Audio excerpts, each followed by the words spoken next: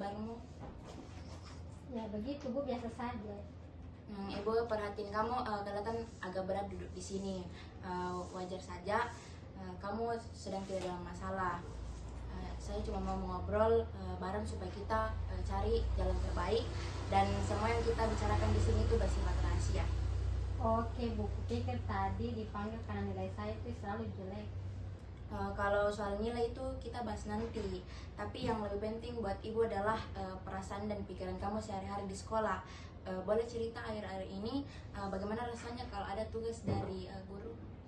Jujur Bu, malas sekali, kayak enggak semangat begitu. Kalau ada tugas biasa tuh kayak selalu kami mikir deh, pasti susah deh, pasti nggak bisa Kak kerja ini. Gitu. Terima kasih sudah jujur Aira. Itu butuh keberanian. Jadi di dalam kepala kamu langsung muncul pikiran nggak akan bisa setiap lihat tugas begitu. Iya Bu, terus kayak nggak mood mikir juga. Akhirnya ya nggak usah milih kerja saja. Saya mau tanya satu hal penting. Coba diingat-ingat, kemarin misalnya ada tugas matematika dari Pak Hamid. Waktu kamu pertama kali lihat tugasnya, kira-kira apa yang langsung bunyi di kepalamu?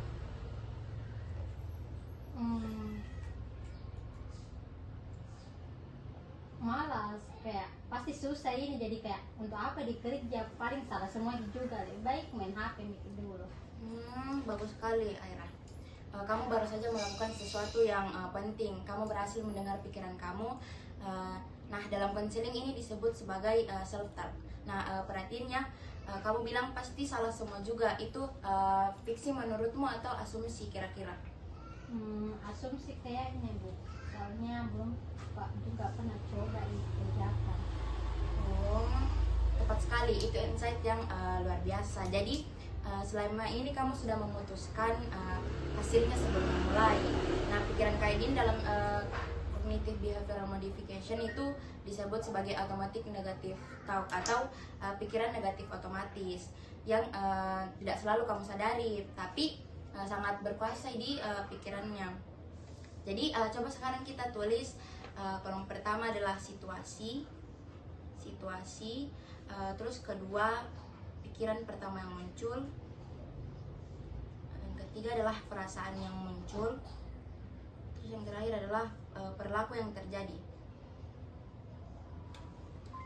Bisa tulis di sini. Jarak itu benar. Ya.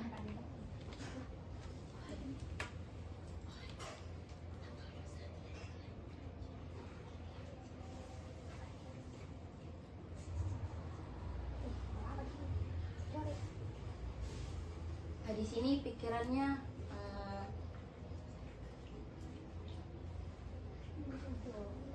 pikirannya susah ya. Oke. Perasaan kamu malas, takut dan bosan. Terus perilakunya gak dikerjain, terus main HP. Luar biasa sekali Aira. Kamu baru saja melihat sendiri gimana pikiran itu yang nyalain perasaan malas, lalu perasaan malas yang menyuruh kamu untuk berhenti sebelum memulai. Jadi ini bukan salah kamu, tapi ini adalah pola pikir yang bisa kita rubah. Nah, sekarang kita masuk ke bagian seru. Ibu mau ngajak Aira untuk jadi pengacara buat dirinya sendiri. Nah, pikiran susah pasti gagal, itu kita adili dulu. Ada nggak bukti nyata bahwa kamu itu selalu gagal setiap ngerjain tugas?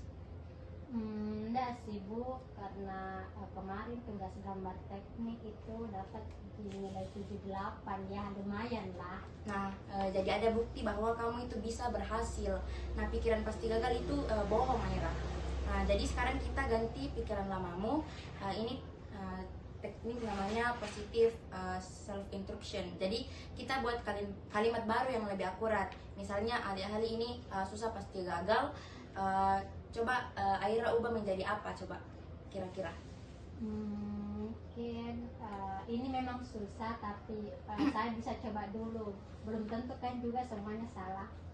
Bagus sekali, ini realistis dan memotivasi. Jadi ibu mau kita latih bareng. Sekarang tutup mata sebentar. Bayangkan kamu lagi pegang kertas tugas matematika itu. Terus katakan dalam hati kalimat barumu itu sebanyak 3 kali. Mungkin bisa. Tutup matanya.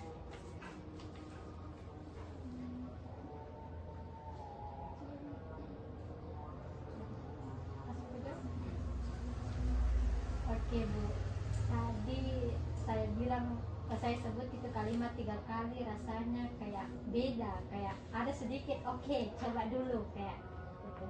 Nah, itulah kekuatan self talk yang baru.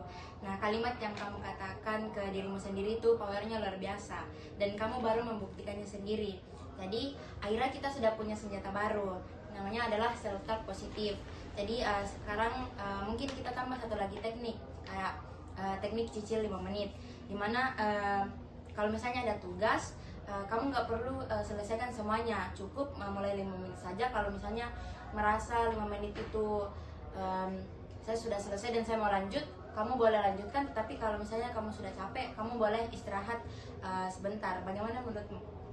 5 menit kayaknya bisa juga, karena kedengaran juga tidak terlalu menakutkan gitu. Oke, persis. Dan kamu bisa sambil bilang ke diri sendiri bahwa saya cuma perlu mulai 5 menit dan itu cukup. Nah, kita tulis rencana konkretnya ya, kayak tugas apa, kapan mulai, self talk yang dipakai, dan reward kecil setelah kamu berhasil mulai. Misalnya setelah cicil 5 menit, kamu boleh nonton YouTube sebanyak 10 menit.